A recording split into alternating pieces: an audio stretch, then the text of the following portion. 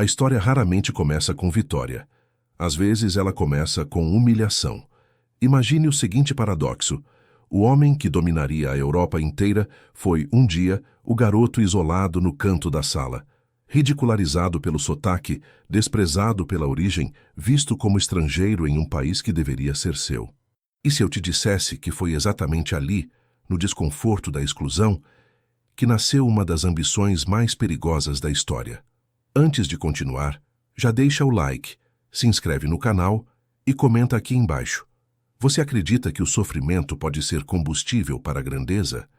Porque o que vamos explorar hoje pode mudar a forma como você enxerga suas próprias dificuldades. Ele nasceu longe do centro do poder. Veio de uma ilha periférica, carregava um sobrenome que não impressionava e falava a língua do continente com um sotaque que denunciava sua diferença. Entre jovens aristocratas confiantes e bem conectados, ele era o deslocado, o estranho, o menor. E é justamente aqui que surge a pergunta que atravessa este ensaio. O que acontece quando alguém que se sente pequeno decide não aceitar esse lugar? Alguns reagem com ressentimento, outros se recolhem.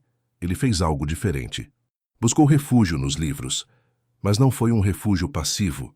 Não era apenas fuga, era construção.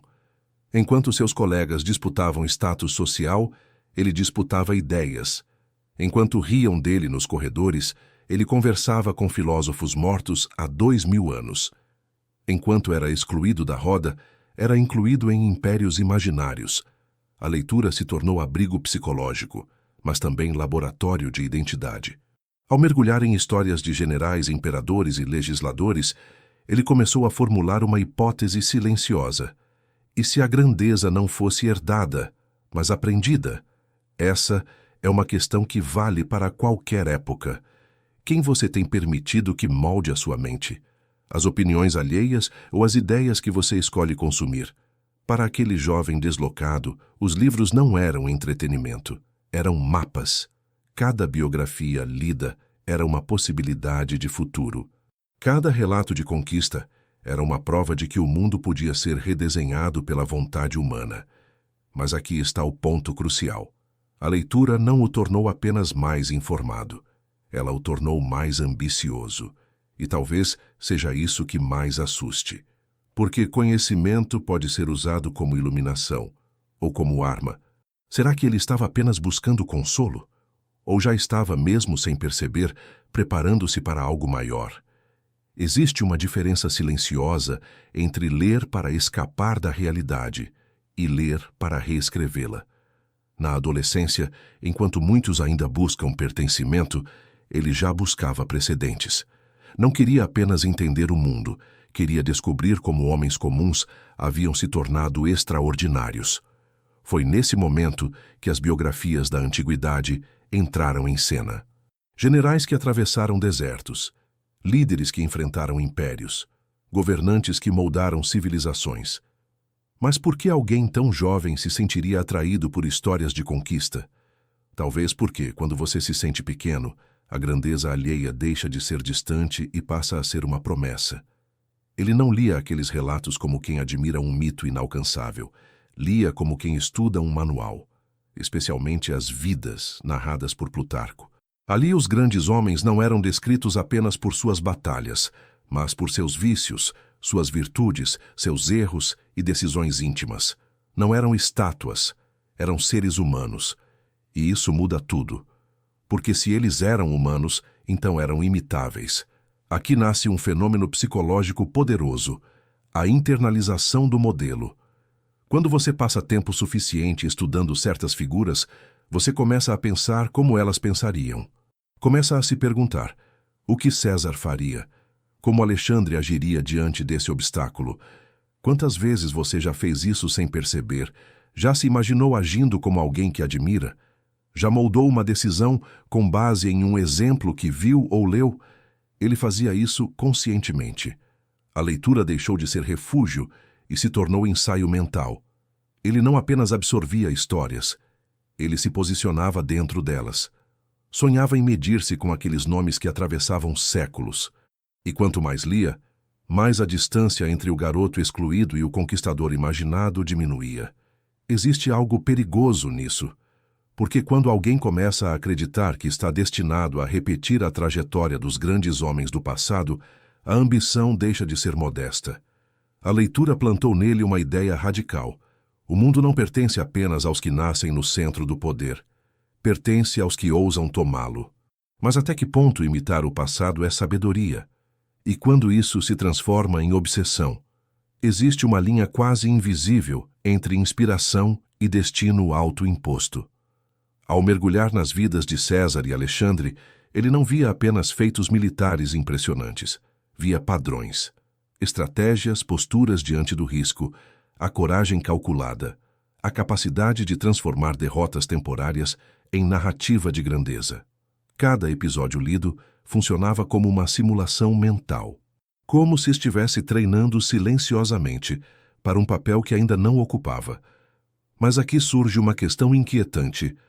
Quando você se compara constantemente aos grandes homens da história, você está buscando crescimento ou está alimentando uma necessidade de provar algo ao mundo?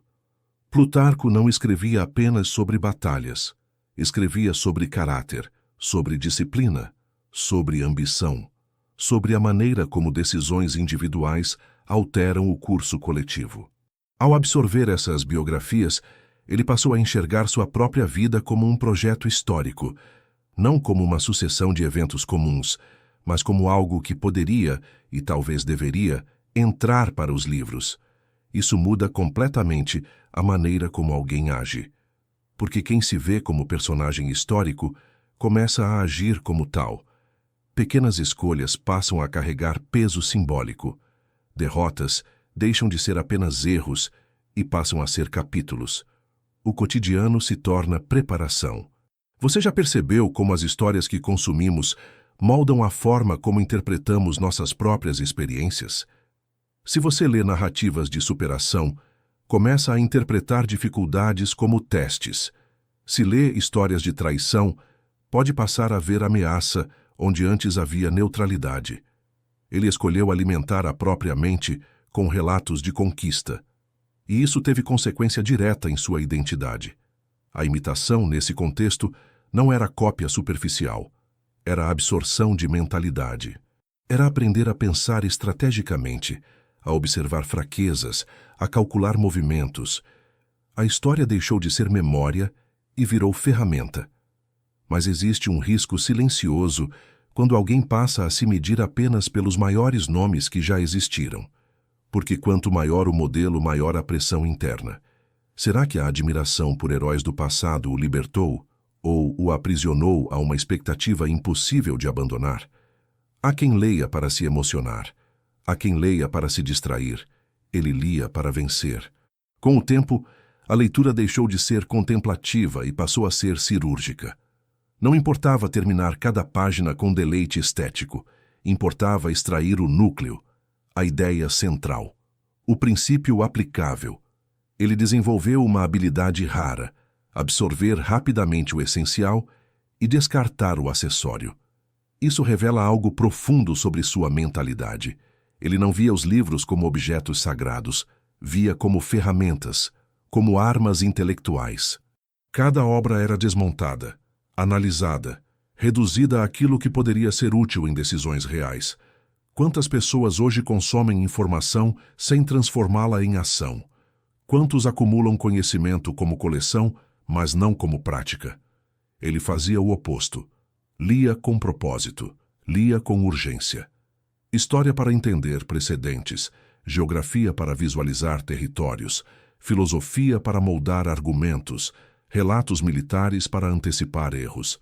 Não era leitura dispersa, era arquitetura mental.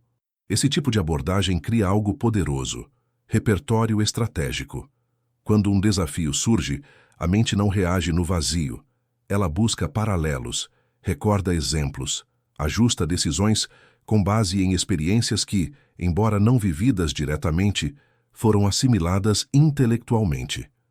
Isso explica por que, mais tarde, mesmo em meio a campanhas militares intensas, ele continuaria cercado por livros. Mandava organizar pequenas bibliotecas móveis. Levava consigo volumes selecionados como quem leva mapas secretos. O conhecimento não era luxo, era infraestrutura. E talvez essa seja uma das lições mais desconfortáveis dessa história. Talento isolado raramente sustenta poder duradouro. O que sustenta é preparação contínua. Mas aqui surge outra pergunta. Quando o conhecimento é usado como instrumento de ascensão, ele ainda é busca por sabedoria, ou já se tornou apenas meio para dominar? Imagine atravessar fronteiras, comandar milhares de homens, planejar batalhas decisivas e ainda assim reservar espaço na bagagem para livros cuidadosamente escolhidos. Não era capricho, era estratégia. Enquanto muitos líderes confiavam apenas na intuição ou na experiência acumulada, ele levava consigo aquilo que hoje chamaríamos de banco de dados portátil. Obras de história militar, tratados políticos, análises geográficas, pequenas bibliotecas organizadas para acompanhá-lo em campanha, montadas com critérios específicos. Nada ali era aleatório. O que isso revela? Que o poder para ele não estava apenas na força das tropas, mas na força das ideias que as orientavam. E mais, ele não guardava esse hábito apenas para si. Incentivava seus generais a lerem, distribuía coleções, criava um ambiente onde conhecimento era visto como parte da competência militar. Liderança não era apenas comando, era formação intelectual. Quantas organizações modernas fazem isso de verdade? Quantos líderes estimulam repertório crítico em vez de obediência automática? Ele entendia algo que ainda hoje é subestimado. Decisões complexas exigem referências complexas. Quando se estuda profundamente campanhas anteriores, erros alheios se tornam alertas próprios. Quando se conhece geografia, terreno deixa de ser surpresa. Quando se compreende história política, alianças não são feitas no escuro. O campo de batalha começava muito antes do confronto físico. Começava na mente. Mas há uma tensão aqui. Porque quanto mais alguém acumula referências históricas, maior a tentação de enxergar o presente como repetição do passado. E a história nunca se repete de forma idêntica. Será que carregar uma biblioteca era garantia de lucidez? Ou também plantava a ilusão de que tudo já havia sido previsto? Há uma diferença entre comandar homens e fazê-los acreditar que fazem parte de algo maior que eles mesmos. Ele não apenas estudava a história, ele a encenava. Ao falar com seus soldados, evocava as falanges de Alexandre, as legiões de Roma. Dizia a seus homens que eram herdeiros de impérios antigos, continuadores de uma linhagem de conquistadores. Não era retórica vazia, era construção simbólica. Ele sabia que a mente humana responde à narrativa antes mesmo de responder à ordem.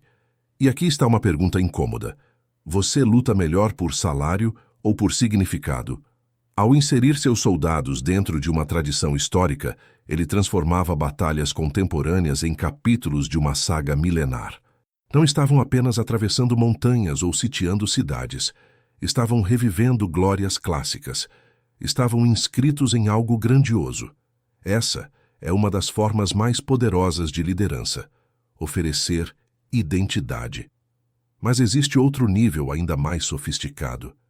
Ele também buscava justificar suas decisões políticas com precedentes históricos. Antes de agir, examinava registros do passado, procurando casos semelhantes. Se um imperador havia feito algo parecido e obtido sucesso, isso se tornava argumento. Se uma estratégia havia funcionado antes, tornava-se legitimidade. História, então, deixava de ser memória, tornava-se tribunal. E isso levanta uma questão delicada. Quando alguém usa o passado para validar o presente, está buscando sabedoria, ou está escolhendo exemplos que confirmam aquilo que já decidiu fazer. Porque a história oferece lições, mas também oferece desculpas. A habilidade de citar precedentes pode inspirar confiança, pode transmitir erudição, pode convencer multidões, mas também pode mascarar riscos, criando a sensação de inevitabilidade. Ele dominava essa arte, sabia transformar leitura em discurso, discurso em motivação, motivação em ação coletiva. Mas até que ponto essa confiança na história o tornava mais preparado? E em que momento ela começaria a atraí-lo? Se o conhecimento é poder, por que os mais informados ainda falham? Em determinado momento de sua trajetória, ele decidiu atravessar fronteiras geladas em direção a um império que já havia derrotado invasores antes. Não era ignorância. Ele conhecia os precedentes. Sabia que outros líderes haviam tentado e enfrentado consequências devastadoras. Inclusive estudara campanhas anteriores, analisara decisões, lera relatos minuciosos, e ainda assim avançou. Aqui está a ironia. Ler sobre erros passados não impede alguém de cometê-los novamente, porque informação não elimina a ambição. E ambição, quando inflamada, pode reinterpretar qualquer advertência como exceção. Quantas vezes você já soube racionalmente que algo era arriscado, e mesmo assim decidiu seguir? Quantas vezes a confiança construída por sucessos anteriores fez parecer que as regras não se aplicariam a você? Ele acreditava que poderia fazer diferente, que possuía preparação superior, que havia aprendido com a história o suficiente para corrigir as falhas alheias. Mas a história não é apenas uma sequência de decisões, é também contexto, clima, variáveis imprevisíveis. A derrota que se seguiu não foi apenas militar, foi simbólica. Mostrou que conhecimento não garante controle absoluto, que precedentes não substituem prudência, que estudar a trajetória de outros conquistadores não transforma ninguém em invencível. E talvez essa seja uma das lições mais desconfortáveis dessa narrativa. A mente que se alimenta de grandeza pode começar a acreditar que está acima dos limites. Mas será que o erro foi excesso de ambição ou excesso de confiança na própria interpretação da história? É curioso, o mesmo homem que se via como herdeiro de impérios antigos também gastava horas analisando relatórios sobre meias, botões e estoques de munição. Entre o épico e o minúsculo, ele transitava sem contradição. Enquanto evocava Alexandre diante das tropas, mergulhava em números com quase prazer. Lia relatórios logísticos com a mesma atenção que outros reservam a romances. Feridos, ausentes, provisões, desgaste de uniformes. Nada era pequeno demais para escapar à sua análise. Isso revela algo fundamental sobre poder. Grandes conquistas são sustentadas por detalhes invisíveis. Quantas pessoas sonham com impacto, mas negligenciam a base? Quantos querem liderar, mas não querem conferir os números? Querem glória, mas não querem planilha? Ele compreendia que batalhas são vencidas muito antes do confronto físico. Um exército mal abastecido não luta. Um soldado mal equipado não resiste. Uma cadeia de suprimentos falha derruba estratégias brilhantes. Essa atenção obsessiva aos detalhes era complemento da ambição épica. Não havia romantização do improviso. Havia controle. Mas aqui surge uma tensão psicológica interessante. Quando alguém alterna constantemente entre grandeza histórica e minúcia administrativa, isso pode gerar uma sensação de onipotência, como se nada estivesse fora de alcance, como se todos os fatores pudessem ser previstos, monitorados, dominados. E então surge a pergunta: até que ponto o hábito de controlar detalhes alimenta a ilusão de que o todo também pode ser totalmente controlado? Porque há sempre algo além dos relatórios, algo além das previsões, algo que escapa às planilhas, e quando esse algo aparece, nenhuma biblioteca portátil é suficiente. No fim, tudo se reduz a silêncio. Depois das marchas, das vitórias, das derrotas e dos discursos inflamados, restou o isolamento. Uma ilha distante, um horizonte limitado, sem exércitos, sem mapas de campanha, sem novas fronteiras a atravessar. E, novamente, livros. É quase poético. O garoto que encontrou refúgio na leitura termina seus dias cercado por ela, como se a história tivesse fechado um círculo. Mas dessa vez havia algo diferente. Ele não estava apenas lendo, estava narrando. Conversava longamente sobre seu passado. Reinterpretava decisões, justificava escolhas, reconstruía batalhas com palavras. E dessas conversas nasceu um livro que atravessaria fronteiras, moldando a memória coletiva sobre quem ele foi. Percebe o que aconteceu? O homem que foi moldado por biografias passou a moldar a própria biografia. Existe um poder imenso nisso, porque a maneira como contamos nossa história influencia como seremos lembrados. Ele compreendia que derrotas militares poderiam ser inevitáveis, mas derrotas narrativas eram opcionais. Se não podia controlar mais territórios, ainda podia influenciar interpretações. Quantas pessoas hoje entendem que sua reputação é construída não apenas por ações, mas pela forma como essas ações são narradas? Quantas compreendem que memória é campo de disputa? Ao transformar sua vida em relato, ele garantiu algo que nenhum exército poderia assegurar: permanência simbólica. E aqui voltamos à pergunta inicial desta série. Se somos moldados pelo que lemos, então, inevitavelmente, nos tornamos autores do que vivemos. As ideias que absorvemos estruturam nossas decisões. As histórias que admiramos influenciam nossas ambições. Os modelos que escolhemos moldam nossos limites. A questão final não é sobre ele, é sobre você. Se a sua vida estivesse sendo escrita agora, quais livros estariam moldando cada capítulo?